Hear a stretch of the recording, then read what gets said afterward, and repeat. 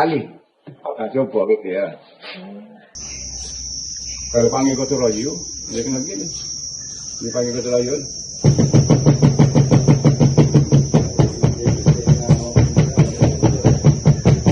Dia tidak mati lagi. Dia kebau. Kulit kerbau boleh, kulit lembu boleh. Kalau yang ni guna daripada kulit mana? Kulit lembu ni. Kita Dia kandung hot leher, dia kulit kerbau. kita baik kulit yang dia. Dia dulu kulit ni becah. Lagi muda je.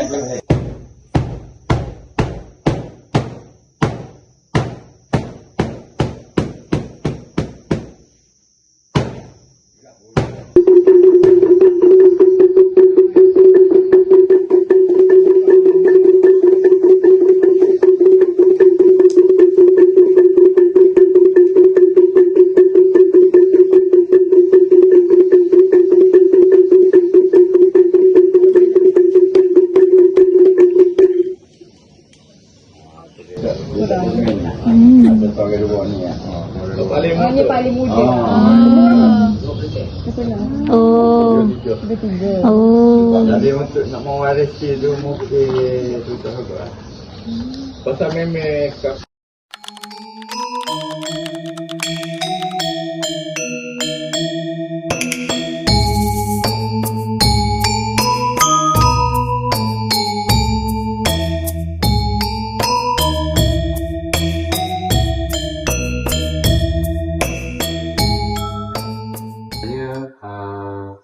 saya sebenarnya baru je dalam pembuatan ketuk ni.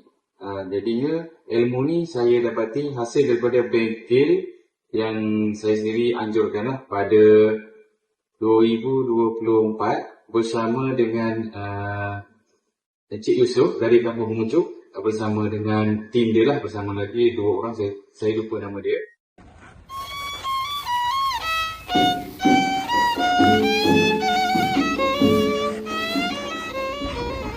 labu dia. Labu dia keras kan. Dia kulit apa? Kulit kelapa kan. Ini. Dia dah keluar bau dah. Sebab dah lama kan.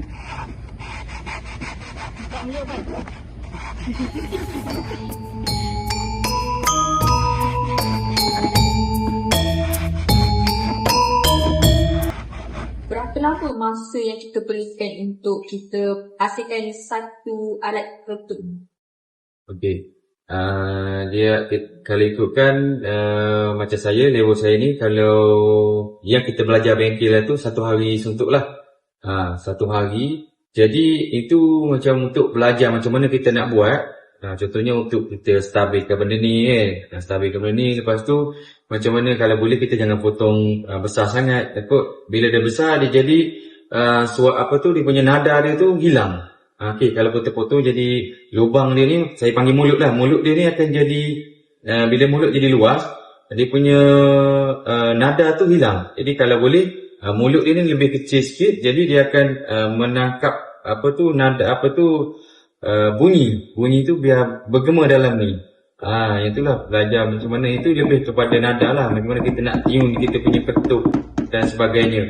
Jadi perkara asas yang ni paling-paling tidak lebih daripada yang paling simple 1 hari lah juga.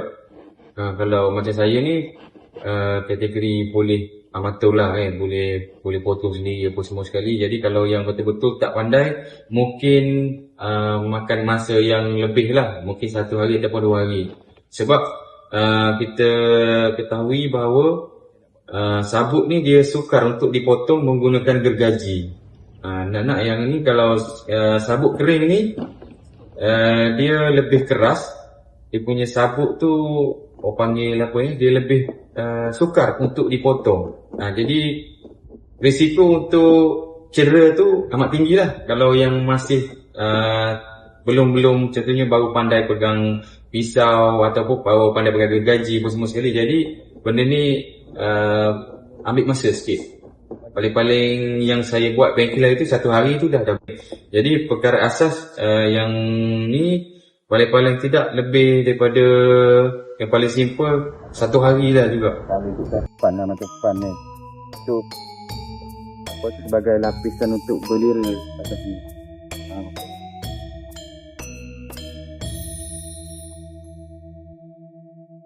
Okey.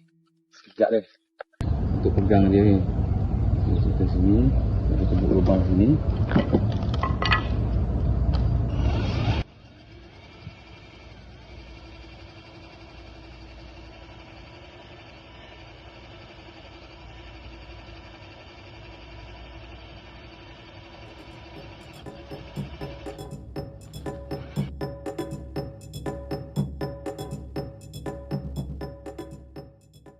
Ini pacak sini.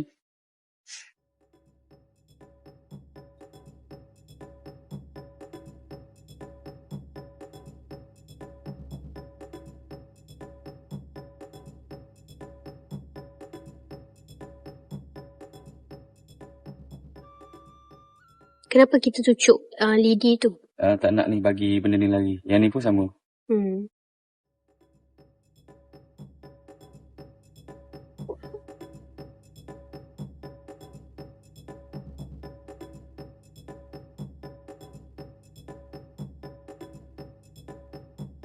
Wah.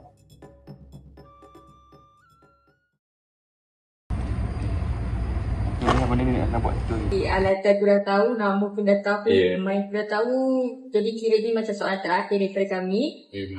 Pada pendapat Encik Azman sendirilah kan, alatan ni disebabkan alat nak buat dia pun sesuai tradisional. Jadi perlu ataupun tak untuk kita kekalkan atau kita kemodenkan ketut? Okey, yang ni sebenarnya ini memang asal original ketuk lah. Tapi kalau ikutkan, kita dah ada ketuk yang moden sekarang ni. Model tu yang daripada kayu kan, daripada kayu yang lebih besar lagi, yang lebih besar. Jadi ketuk tu contohnya orang buat sambutan-sambutan untuk raja-raja ataupun untuk VIP apa semua sekali kan. Jadi dia adalah berasal daripada sinilah, asal usul dia ketuk ni, inilah dia punya ketuk kelapa. Jadi yang kayu tu dia telah dimodelkan, yang kalau ikutkan yang bawah dia tu pun ada yang orang gunakan sebagai ada orang gunakan macam periuk kan. Macam periuk bawah tu untuk bagi gemar tu lebih kuat bunyi dia.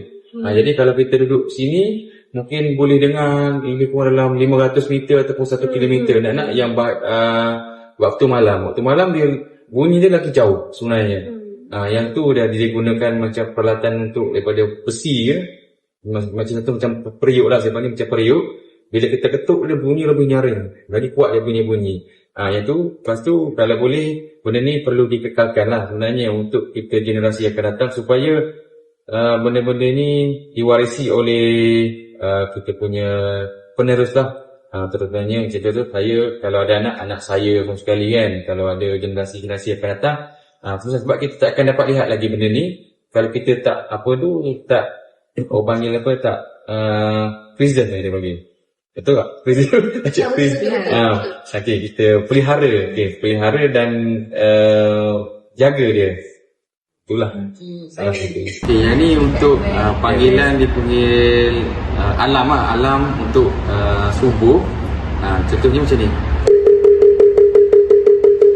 Okey, dia berhenti sekejap, dia akan ketuk. Sekali.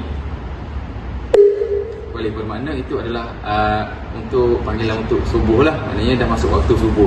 Jadi kalau waktu dulu salah satu alam tu bunyi macam tu, dia bersiap-siap lah untuk ke sana lah, untuk ke madrasah, masjid dan sebagainya kalau ikutkan dulu. Jadi kalau untuk waktu zuhur pula, samalah dia punya tu, berapa kali ketukan ni kita kena buat kan. Contohnya kalau yang zuhur 4 ketuk.